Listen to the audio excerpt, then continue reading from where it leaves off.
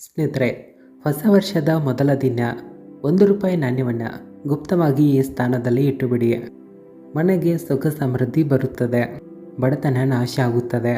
ಸ್ನೇಹಿತರೆ, ಈ ಚಿಕ್ಕ ಉಪಾಯದಿಂದ ತಾಯಿ ಲಕ್ಷ್ಮೀದೇವಿಯ ಆಶೀರ್ವಾದ ನಿಮಗೆ ಸಿಗುವುದರ ಜೊತೆಗೆ ನಿಮ್ಮ ಜೀವನದಲ್ಲಿರುವಂಥ ಕಷ್ಟ ತೊಂದರೆಗಳೆಲ್ಲ ದೂರ ಆಗುತ್ತವೆ. ನಿಮ್ಮ ಮನೆ ಸಂತೋಷದಿಂದ ತುಂಬುತ್ತದೆ. ನಿಮ್ಮ ಆಸೆಗಳು ಕೂಡ ಇಲ್ಲಿ ಈಡೇರುತ್ತವೆ. ಅಚಾನಕವಾಗಿ ಬ್ಯಾಂಕ್ ಬ್ಯಾಲೆನ್ಸ್ ಹೆಚ್ಚಾಗುತ್ತದೆ. ವಿಶೇಷವಾಗಿ ಈ ದಿನಗಳಲ್ಲಿ ತಾಯಿ ಲಕ್ಷ್ಮೀದೇವಿ ಜಾಗೃತ ಅವಸ್ಥೆಯಲ್ಲಿ ಇರುತ್ತಾರೆ. ಈ ದಿನ ತಾಯಿ ಲಕ್ಷ್ಮೀದೇವಿಯ ಆಶೀರ್ವಾದವನ್ನು ಪಡೆದುಕೊಳ್ಳಲು ಸಹ ತುಂಬ ವಿಶೇಷವಾದ ಸಮಯ ಆಗಿರುತ್ತದೆ. ವೇದ ಪುರಾಣಗಳ ಅನುಸಾರವಾಗಿ ₹1 ನಾಣ್ಯವನ್ನು ನೀವು ಹೊಸ ವರ್ಷದ ಮೊದಲ ದಿನ ಆ ಒಂದು ಸ್ಥಾನದಲ್ಲಿ ಈ ರೀತಿಯಾಗಿ ಇಟ್ಟರೆ, ಒಂದು ವೇಳೆ ನೀವು ಆ ಚಿಕ್ಕ ಉಪಾಯವನ್ನು ಮಾಡಿದ್ರೆ, ಇದರ ಬಗ್ಗೆ ಶಾಸ್ತ್ರಗಳಲ್ಲಿ ತಿಳಿಸಿದ್ದಾರೆ. ಇದು ಪ್ರಾಚೀನ ಕಾಲದ ಉಪಾಯ ಆಗಿದ್ದು, ಈ ಉಪಾಯವನ್ನು ಮಾಡೋದ್ರಿಂದ ತಕ್ಷಣವೇ ನಿಮಗೆ ತಾಯಿ ಲಕ್ಷ್ಮೀದೇವಿಯ ಆಶೀರ್ವಾದ ಸಿಗುತ್ತದೆ. ಇದರಿಂದ ಕೇವಲ ನಿಮ್ಮ ಜನ್ಮಾಂತರದ ಬಡತನ ದರಿದ್ರತೆ ನಾಶ ಆಗೋದಷ್ಟೇ ಅಲ್ಲದೆ, ಈ ಚಿಕ್ಕ ಉಪಾಯವನ್ನು ಮಾಡೋದ್ರಿಂದ ನಿಮ್ಮ ಜೀವನದಲ್ಲಿ ಧನ ಸಂಪತ್ತಿನ ಮಳೆಯೂ ಆಗುತ್ತದೆ. ನಿಮ್ಮ ಜೀವನದಲ್ಲಿ ಧನ ಸಂಪತ್ತು ಬರುವಂಥ ಎಲ್ಲ ದಾರಿಗಳು ತೆರೆದುಕೊಳ್ಳುತ್ತವೆ. ನಿಮ್ಮ ಜೀವನದಲ್ಲಿ ಬಂದಿರುವಂಥ ಧನ ಸಂಪತ್ತಿನಲ್ಲಿ ವೃದ್ಧಿಯಾಗುತ್ತದೆ. ಲಕ್ಷ್ಮೀದೇವಿಯ ಕೃಪೆಯಿಂದ ಜೀವನದಲ್ಲಿ ನೀವು ಏನೇ ಕೆಲಸ ಕಾರ್ಯಗಳನ್ನು ಆರಂಭ ಮಾಡಿದ್ರು ಅವುಗಳಲ್ಲಿ ಯಶಸ್ಸನ್ನು ಕಾಣ್ತೀರಾ. ಈಗ ಪದೇ ಪದೇ ನೀವು ಸಹ ಯೋಚನೆ ಮಾಡ್ತಾ ಇರ್ಬೋದು, ಕೇವಲ ₹1 ನಾಣ್ಯದಿಂದ ಹೇಗೆ ತಾಯಿ ಲಕ್ಷ್ಮೀದೇವಿಯ ಕೃಪೆ ಸಿಗುತ್ತದೆ ಅಂತ. ಒಂದು ಮಾಹಿತಿಯನ್ನು ನಾವು ನಿಮ್ಗೆ ಹೇಳೋದಾದರೆ, ಯಾವ ಸಮಯದಲ್ಲಿ ತಾಯಿ ಲಕ್ಷ್ಮೀದೇವಿಯ ಪೂಜೆಯನ್ನು ಶುರು ಮಾಡಲಾಗುತ್ತದೆಯೋ ಆಗ ₹1 ನಾಣ್ಯವನ್ನು ಇಟ್ಟು ಪೂಜೆಯನ್ನು ಶುರು ಮಾಡಲಾಗುತ್ತದೆ. ಇಲ್ಲಿ ಏನಾಗುತ್ತದೆ ಅಂದರೆ, ಪ್ರಾಚೀನ ನಂಬಿಕೆಯ ಅನುಸಾರವಾಗಿ ಯಾವಾಗ ತಾಯಿ ಲಕ್ಷ್ಮೀದೇವಿಯ ಪೂಜೆಯನ್ನು ಶುರು ಮಾಡಲಾಗುತ್ತದೆಯೋ ಇಲ್ಲಿ ಒಂದು ನಾಣ್ಯವನ್ನು ಇಟ್ಟ ನಂತರವೇ ಪೂಜೆಯನ್ನು ಪ್ರಾರಂಭಿಸಲಾಗುತ್ತದೆ. ಈ ರೀತಿ ಮಾಡೋದು ಶಾಸ್ತ್ರಗಳಲ್ಲಿ ತುಂಬಾ ಶುಭ ಅಂತ ತಿಳಿಸಿದ್ದಾರೆ. ಒಂದು ನಂಬಿಕೆಯ ಅನುಸಾರವಾಗಿ ಧನ ಸಂಪತ್ತಿನಲ್ಲಿ ತಾಯಿ ಲಕ್ಷ್ಮೀದೇವಿಯ ವಾಸ ಇರುತ್ತದೆ. ಹಾಗಾಗಿ ಯಾವತ್ತಿಗೂ ತಾಯಿ ಲಕ್ಷ್ಮೀದೇವಿಯ ಪೂಜೆಯನ್ನು ಚಿಕ್ಕದಾಗಿರುವ ಒಂದು ನಾಣ್ಯವೇ ಸರಿ, ಆ ನಾಣ್ಯದಿಂದ ಪ್ರಾರಂಭಿಸಲಾಗುತ್ತದೆ. ಈ ರೀತಿಯಾಗಿಯೇ ಪೂಜೆಯನ್ನು ಶುರು ಮಾಡಬೇಕು. ಸ್ನೇಹಿತರೆ, ಒಂದು ವೇಳೆ ಯಾವುದಾದ್ರೂ ವ್ಯಕ್ತಿ ಈ ರೀತಿ ಮಾಡಿದ್ರೆ ಅವರ ಪೂಜೆಯು ಸಿದ್ಧಿಯಾಗುತ್ತದೆ. ಖಂಡಿತವಾಗಿ ಆ ಪೂಜೆಯ ಅಧಿಕ ಲಾಭ ಅವರಿಗೆ ಸಿಗುತ್ತದೆ. ಹಾಗಾಗಿ ಸ್ನೇಹಿತರೆ, ನೀವು ಸಹ ನೋಡಿರಬಹುದು, ಯಾವಾಗ ದೀಪಾವಳಿ ಅಂತ ಸಮಯದಲ್ಲಿ ನಿಮ್ಮ ಮನೆಯಲ್ಲಿ ಪೂಜೆ ನಡೆಯುತ್ತದೆಯೋ ಅಥವಾ ಯಾವುದಾದ್ರೂ ಶುಭ ಸಮಯದಲ್ಲಿ ಅಂದರೆ ಧನತ್ರಯೋದಶಿ ಪೂಜೆ ಇರಲಿ ಅಥವಾ ಹೊಸ ವರ್ಷದ ದಿನ ಮಾಡುವಂಥ ಪೂಜೆ ಇರ್ಬೋದು, ಒಂದು ವೇಳೆ ಯಾವುದಾದ್ರೂ ಲಕ್ಷ್ಮೀದೇವಿಯ ಪೂಜೆ ಪಾಠಗಳಿದ್ದರೆ ಯಾವತ್ತಿಗೂ ₹1 ನಾಣ್ಯವನ್ನು ಇಟ್ಟು ಪೂಜೆಯನ್ನು ಶುರು ಮಾಡಲಾಗುತ್ತದೆ. ಈ ರೀತಿ ಮಾಡೋದು ನಮ್ಮ ಶಾಸ್ತ್ರಗಳ ಅನುಸಾರವಾಗಿ ತುಂಬಾ ಶುಭ ಆಗಿರುತ್ತದೆ. ಹಾಗಾಗಿ ವರ್ಷದ ಮೊದಲ ದಿನ ತಾಯಿ ಲಕ್ಷ್ಮೀದೇವಿಯಂತೂ ಭೂಮಿಯ ಮೇಲೆ ವಾಸ ಮಾಡಲು ಬಂದಿರ್ತಾರೆ. ಆ ದಿನ ನೀವೇನಾದರೂ ₹1 ನಾಣ್ಯದ ಈ ಚಿಕ್ಕ ಉಪಾಯವನ್ನು ಮಾಡಿದ್ರು, ತಂತ್ರಶಾಸ್ತ್ರ ಆಗಲಿ ಜ್ಯೋತಿಷಾಸ್ತ್ರದಲ್ಲಿ ಇದರ ಬಗ್ಗೆ ಬರೆದಿದ್ದಾರೆ. ನಂಬಿಕೆ ಇಡಿ, ತಕ್ಷಣವೇ ಈ ಉಪಾಯವನ್ನು ಮಾಡಿದ ನಂತರ ತಾಯಿ ಲಕ್ಷ್ಮೀದೇವಿಯ ಆ ಒಂದು ವಿಶೇಷವಾದ ಕೃಪೆ ನಿಮಗೆ ಸಿಗುತ್ತದೆ. ಇದರಿಂದ ನಿಮ್ಮ ಭಾಗ್ಯವೂ ಕೂಡ ಇಲ್ಲಿ ಪ್ರಬಲಗೊಳ್ಳುತ್ತದೆ. ಹಾಗಾಗಿ ಸ್ನೇಹಿತರೆ, 1 ಜನವರಿ 2024 ಮೊದಲ ದಿನ 1-2 ನಿಮಿಷದ ಸಮಯವನ್ನು ನೀವು ಫ್ರೀ ಮಾಡಿಕೊಂಡು ₹1 ನಾಣ್ಯದ ಆ ಗುಪ್ತ ಉಪಾಯವನ್ನು ಮಾಡಿರಿ. ಇದು ಪ್ರಾಚೀನ ಕಾಲದ ತುಂಬಾ ಅಪರೂಪ ಮತ್ತು ಶಕ್ತಿಶಾಲಿಯಾದ ಉಪಾಯ ಆಗಿದ್ದು, ಒಂದು ವೇಳೆ ತಾಯಿ ಲಕ್ಷ್ಮೀದೇವಿಯ ಆಶೀರ್ವಾದ ಕೃಪೆ ಯಾವತ್ತಿಗೂ ನಿಮ್ಮ ಮೇಲೆ ಇರಲಿ ಅಂತ ನೀವು ಇಷ್ಟಪಡ್ತಾ ಇದ್ದರೆ, ಪೂರ್ತಿಯಾದ ನಂಬಿಕೆಯಿಂದ ಭಕ್ತಿಯಿಂದ ಕಮೆಂಟ್ ಬಾಕ್ಸ್ನಲ್ಲಿ ಜೈ ಮಹಾಲಕ್ಷ್ಮಿ ಅಂತ ಬರೆಯಿರಿ. ತಾಯಿ ಲಕ್ಷ್ಮೀದೇವಿಗಾಗಿ ಒಂದು ಲೈಕನ್ನು ನೀಡಿರಿ. ಹಾಗೆ ಕಾಮೆಂಟ್ ಬಾಕ್ಸ್ನಲ್ಲಿ ನಿಮ್ಮ ರಾಶಿ ಯಾವುದಂತನೂ ಬರೆಯಿರಿ. ಒಂದು ವೇಳೆ ಯಾವುದಾದ್ರೂ ಉಪಾಯಗಳಿದ್ದರೆ ನಿಮ್ಮ ರಾಶಿಯ ಅನುಸಾರವಾಗಿ ಮುಂಬರುವಂಥ ವಿಡಿಯೋಗಳಲ್ಲಿ ತಿಳಿಸ್ಕೊಡ್ತೀವಿ. ಸ್ನೇಹಿತರೆ, ಈ ವಿಡಿಯೋದಲ್ಲಿ ನಾವು ನಿಮಗೆ ತಿಳಿಸುವಂಥ ಉಪಾಯವನ್ನು ನೀವು ಸರಿಯಾದ ಮುಹೂರ್ತದಲ್ಲಿ ಮಾಡಿದ್ರೆ ಇದನ್ನು ನಾವು ಶಾಸ್ತ್ರದ ಅನುಸಾರವಾಗಿಯೇ ತಿಳಿಸ್ಕೊಡ್ತೀವಿ.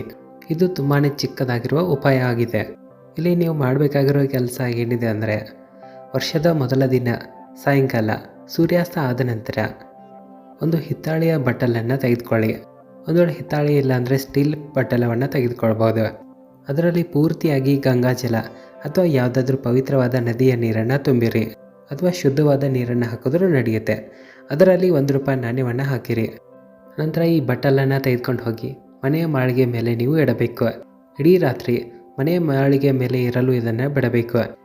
ಆನಂತರ ಮಾರನೇ ದಿನ ಮುಂಜಾನೆ ಎದ್ದ ತಕ್ಷಣ ಸ್ನಾನಾದಿಗಳನ್ನೆಲ್ಲ ಮುಗಿಸಿಕೊಂಡು ನೀವು ಇಟ್ಟಿರುವಂಥ ಆ ಬಟ್ಟಲನ್ನು ತೆಗೆದುಕೊಂಡು ಬರಬೇಕು. ನಂತರ ಆ ನಾಣ್ಯವನ್ನು ಆ ಬಟ್ಟಲಿನಿಂದ ಆಚೆ ತೆಗೆಯಬೇಕು. ನಂತರ ಆ ನಾಣ್ಯವನ್ನು ಕೆಂಪು ಬಣ್ಣದ ಚಿಕ್ಕ ಬಟ್ಟೆಯಲ್ಲಿ ಕಟ್ಟಿ ನಿಮ್ಮ ಮನೆಯಲ್ಲಿ ಎಲ್ಲಿ ಹಣವನ್ನು ಇಡ್ತಾ ಇರ್ತೀರೋ ಅಲ್ಲಿ ದಕ್ಷಿಣ ದಿಕ್ಕಿನತ್ತ ಅದನ್ನು ಇಡಬೇಕು. ಇದರಿಂದ ತಾಯಿ ಲಕ್ಷ್ಮೀದೇವಿಯ ಕೃಪೆ ನಿಮಗೆ ಸಿಗಲು ಶುರುವಾಗುತ್ತದೆ. ಈ ನಾಣ್ಯವು ನಿಮಗಾಗಿ ತಾಯಿ ಲಕ್ಷ್ಮೀದೇವಿಯ ಒಂದು ವರದಾನ ಆಶೀರ್ವಾದವಾಗಿ ಬಿಡುತ್ತದೆ. ಈ ನಾಣ್ಯವು ಧನ ಸಂಪತ್ತನ್ನು ಆಕರ್ಷಣೆ ಮಾಡುತ್ತದೆ, ಚುಂಬಕದ ರೀತಿ ಕಾರ್ಯವನ್ನು ಮಾಡುತ್ತದೆ. ಸ್ನೇಹಿತರೆ, ಇನ್ನು ಎರಡನೇ ಉಪಾಯ ಏನಿದೆ ಅಂದರೆ ಇದು ಶುಕ್ರ ಗ್ರಹವನ್ನು ಶಕ್ತಿಶಾಲಿಯನ್ನಾಗಿಸುವಂಥ ಮಹಾ ಉಪಾಯ ಆಗಿದೆ.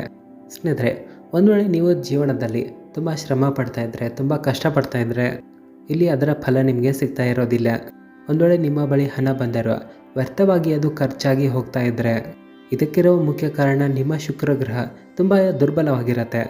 ಇಲ್ಲಿ ಯಾವ ವ್ಯಕ್ತಿಯ ಶುಕ್ರ ಗ್ರಹ ದುರ್ಬಲ ಆಗಿರುತ್ತದೆಯೋ ಅಂಥವರ ಮನೆಯಲ್ಲಿ ಹಣ ಉಳಿಯೋದಿಲ್ಲ.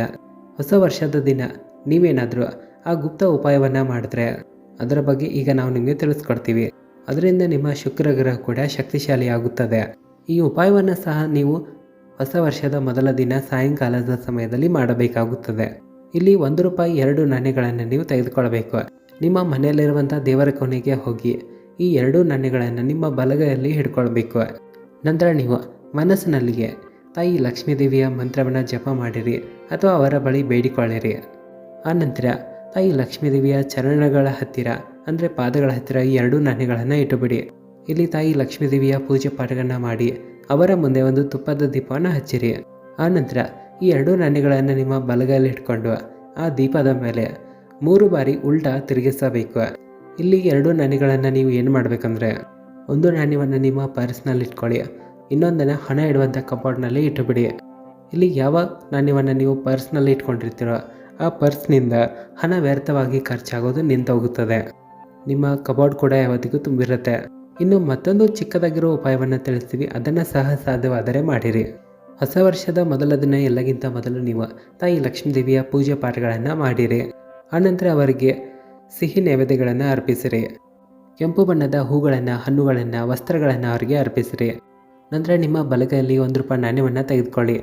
ನಂತರ ಮಹಾಲಕ್ಷ್ಮಿಯ ಮಂತ್ರವಾದ ಓಂ ಮಹಾಲಕ್ಷ್ಮಿ ನಮೋ ನಮಃ ಈ ಮಂತ್ರವನ್ನು ಮನಸ್ಸಿನಲ್ಲಿಯೇ ನೀವು 1008 ಬಾರಿ ಮನಸ್ಸಿನಲ್ಲಿಯೇ ಜಪ ಮಾಡಬೇಕು. ಆನಂತರ ಒಂದು ಕೆಂಪು ಬಣ್ಣದ ಬಟ್ಟೆಯನ್ನು ತೆಗೆದುಕೊಳ್ಳಿ, ಅದರಲ್ಲಿ ಈ ₹1 ನಾಣ್ಯವನ್ನು ಕಟ್ಟಿರಿ. ನಂತರ ತಾಯಿ ಲಕ್ಷ್ಮೀದೇವಿಯ ಮುಂದೆ ಇಡೀ ರಾತ್ರಿ ಅಲ್ಲೇ ಇರಲು ಬಿಡಬೇಕು. ಆನಂತರ ರಾತ್ರಿ 12 ಗಂಟೆಯ ನಂತರ ಈ ನಾಣ್ಯವನ್ನು ತೆಗೆದುಕೊಂಡು ಹೋಗಿ ಹಣ ಇಡುವಂಥ ಕಬೋರ್ಡ್ನಲ್ಲಿ ಇಟ್ಟುಬಿಡಿ. ನಂಬಿಕೆ ಇಡಿ ಸ್ನೇಹಿತರೆ, ಎಷ್ಟು ಧನ ಸಂಪತ್ತಿನ ಮಳೆ ಸುರಿಯುತ್ತದೆ ಅಂದರೆ ಅದರ ಬಗ್ಗೆ ನೀವು ಕಲ್ಪನೆ ಮಾಡಲು ಸಹ ಸಾಧ್ಯವಾಗೋದಿಲ್ಲ. ಯಾಕಂದರೆ ಇಲ್ಲಿ ತಾಯಿ ಲಕ್ಷ್ಮೀದೇವಿಯ ವರವೇ ಅಡಗಿರುತ್ತದೆ. ಆದರೆ ಈ ಉಪಾಯದ ಬಗ್ಗೆ ಯಾರಿಗೂ ಸಹ ನೀವು ಹೇಳಬಾರ್ದು, ಗುಪ್ತವಾಗಿ ಮಾಡಬೇಕಷ್ಟೇ. ವಿಡಿಯೋ ಬಗ್ಗೆ ನಿಮ್ಮ ಅನಿಸಿಕೆಯನ್ನು ಕಾಮೆಂಟ್ ಹಾಕಿ ವಿಡಿಯೋನ ಶೇರ್ ಮಾಡಿ. ಧನ್ಯವಾದಗಳು.